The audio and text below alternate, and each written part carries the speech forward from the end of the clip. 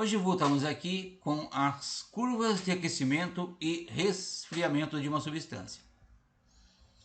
Essas curvas representam as mudanças de estado físico, relacionando a variação de temperatura com as quantidades de calor necessárias em cada etapa do processo, ou com o tempo.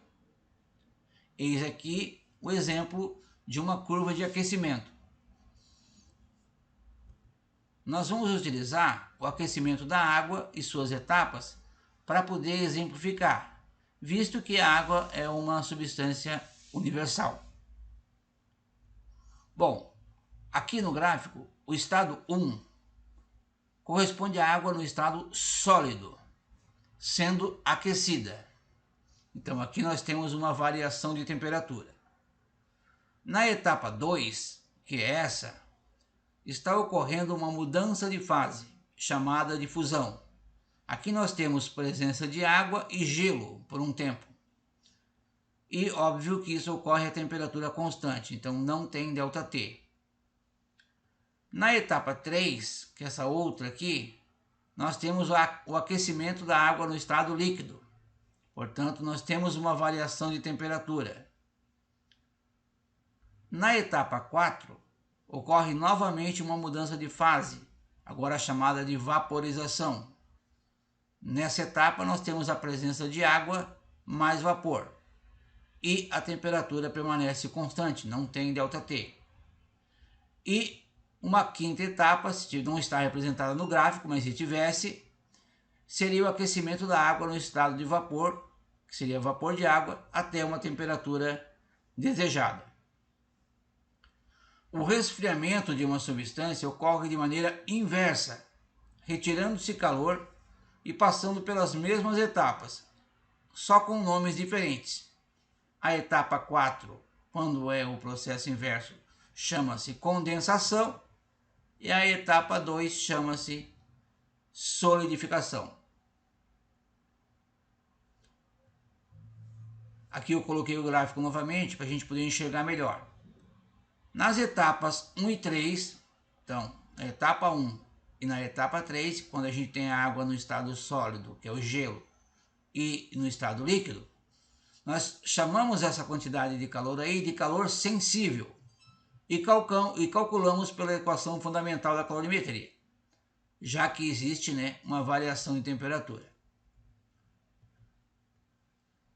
O calor específico a ser utilizado corresponde ao estado físico da matéria na etapa. No caso da água, nós teremos. Na etapa 1, que é a água no estado sólido, nós usamos o calor específico do gelo, que corresponde a 0,5 caloria por grama grau Celsius.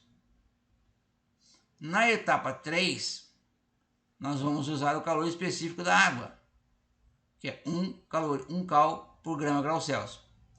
Já na etapa 5, quando houver, nós utilizaremos o calor específico da água no estado gasoso, ou seja, do vapor, que é o mesmo valor do gelo, é 0,5 caloria por grama grau Celsius. Em relação às etapas 2 e 4, então, etapa 2, etapa 4, quando não tem variação de temperatura, a quantidade de calor latente é calculada pela expressão QL é igual à massa da substância mais o latente da transformação que está ocorrendo. Então, esse L, na etapa 2, a gente usa ali o LF, que é o calor latente de fusão, que no caso da água seria 80 calorias por grama. E na etapa 4, é quando está ocorrendo então a vaporização da água, a gente usa o LV, que chamamos de calor latente de vaporização, que no caso da água vale 540 calorias por grama. Vamos a dois exemplos resolvidos, sendo que o primeiro deles é o mais completo possível. Pergunta-se, qual a quantidade total de calor para aquecermos um bloco de gelo com massa 20 gramas e temperatura menos 10 graus Celsius. até se transformar totalmente em vapor de água a 115 graus Celsius. Vamos lá.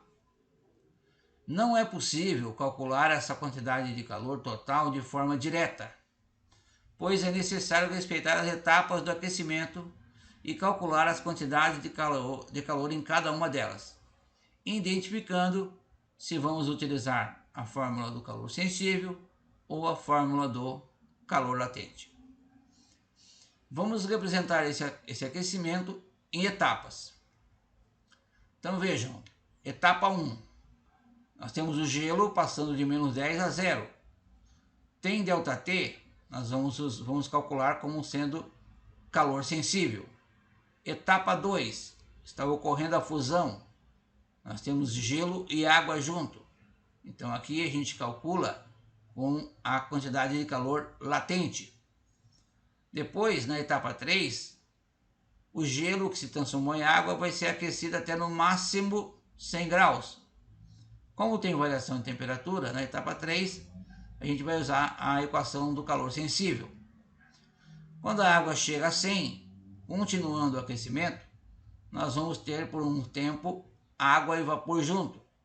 Nesse momento está ocorrendo a vaporização. Essa quantidade de calor a gente calcula pela quantidade de calor latente. Por último, essa água que estava a 100 graus Celsius, que agora já passou a ser vapor, vai ser, na etapa 5, aquecida até 115 graus Celsius, que é o dado oferecido lá no enunciado do exercício. Então vamos lá. Etapa 1, aquecimento do gelo de menos 10 até 0. Como eu já falei antes, quantidade de calor sensível. Q1 vai ser igual a massa, calor específico, variação da temperatura. A variação da temperatura é de 0 a menos 10, que vai dar 10 positivo. O calor específico que a gente usa aqui é 0,5 do gelo. E aí a gente calcula a primeira quantidade de calor aqui, que foi 100 cal, apenas para aquecer o gelo de menos 10 até 0. Na etapa 2, está ocorrendo uma mudança do estado físico, a fusão. Então nós vamos calcular a quantidade de calor latente necessária. O Q2 então vai ser M vezes L, sendo esse L o LF, porque aqui está ocorrendo a fusão da água, a fusão do gelo. O LF corresponde a 80 calorias por grama. Substituindo a massa e o calor latente, a nossa quantidade de calor 2 dá 1.600 calorias. Na etapa 3, vai ocorrer o aquecimento da água de 0 até 100. Novamente tem ΔT, então a gente vai usar a fórmula do calor sensível. Q3 vai ser M, calor específico da água, variação de temperatura. A variação de temperatura 100 menos 0 dá 100, calor específico da água é 1 e a massa é o mesmo 20 de sempre. Multiplicando, nós temos que o Q3 dá 2.000 calorias. Seguindo, vamos para a etapa 4, onde vai ocorrer a mudança de estado físico, que é a vaporização. Novamente, vamos usar a fórmula do calor latente.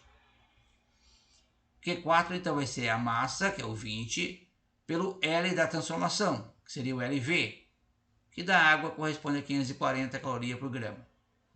Substituindo a massa e o LV da água, nós chegamos ao resultado do Q4 como sendo 10.800 calorias. Na etapa 5, resta aquecer o vapor de água, que estava inicialmente a 100, até 115 graus Celsius. Tem variação de temperatura? Então vamos usar a equação do calor sensível. Então Q5 vai ser a massa, calor específico do vapor, que é 0,5, e a variação de temperatura. De 100 a 115, dá 15 graus a variação. Então, substituindo os dados, nós chegamos que a nossa quantidade de calor 5 dá 150 calorias. Bom, para finalizar, agora que a gente já calculou a quantidade de calor em cada etapa, nós precisamos somar as quantidades de calor 1, 2, 3, 4 e 5 para obtermos o Q total, certo? Então aqui eu já trouxe os valores que a gente já calculou antes. O Q1 é 100, o Q2 é 1.600, Q3 é 2.000, Q4 a gente acabou de calcular é 10.800 e o Q5 é 150. Somando tudo, a quantidade de calor total para fazer o aquecimento que está sugerido no enunciado dá 14.650 calorias. No segundo exemplo, a gente vai pegar agora uma parte daquele, do anterior. Diz o seguinte: qual a quantidade de calor necessária para aquecer 100 ml de água inicialmente a 80 graus Celsius, até a sua vaporização completa? Então, somente até virar vapor. Lembrando, né, que 100 ml corresponde a 100 gramas. Então, nesse exercício, nós temos apenas duas etapas. O aquecimento da água de 80 a 100, que a gente vai usar a fórmula do calor sensível, e depois calcular a quantidade de calor para que ocorra a vaporização. Aí a gente vai usar a fórmula do QL, que é o calor latente. Então, etapa 1, calor sensível. Q1 vai ser a massa, que é 100 gramas, o calor específico da água e a variação de temperatura. De 80 a 100 vai dar 20 graus. Calculando, nós temos o nosso Q1 como sendo 2.000 calorias. Na etapa 2, então está ocorrendo a mudança do estado físico, que é a vaporização. Vamos usar o Q2 como sendo a massa, vezes o L da transformação. Como é a vaporização, vamos usar o LV. O latente de vaporização da água é 540 calorias por grama. Substituindo a massa, que é 20, e o calor latente da água de vaporização, nós chegamos ao nosso Q2, que dá 54.000 calorias. Para saber, então, o Q total, a quantidade total de calor que foi necessária, basta somar Q1 e Q2. E aí chegamos ao resultado de 56.000 calorias. Então era isso. Olha só, aqui nós temos no finalzinho uma curva que representa as 5 etapas. Certamente, se essa temperatura estivesse em graus Celsius, essa curva não seria da água, né? Porque para uma temperatura positiva, essa substância já está sólida. Mas isso não vem ao caso. Então, o que nós temos aqui? Ó? Etapa 1, sólido, sendo aquecido, e aí tendo uma variação de temperatura. Depois temos o processo da fusão, onde tem sólido mais líquido, sem variar a temperatura. O líquido vai ser aquecido novamente, nós temos um ΔT, e depois vem a quarta etapa, onde não tem variação de temperatura, porque está ocorrendo a mudança de estado físico. Nós temos líquido mais vapor. Por fim, o vapor que se transformou ali, o vapor d'água, ou vapor de qualquer outra substância, vai ser aquecido até uma outra temperatura, e aqui nós temos de novo um ΔT. E aí vamos calcular com a forma do calor sensível. Ok? Então seria isso. Calor sensível, calor latente, calor sensível, calor latente e calor sensível novamente. Um abraço a todos e até a próxima. Gelson é Gelson.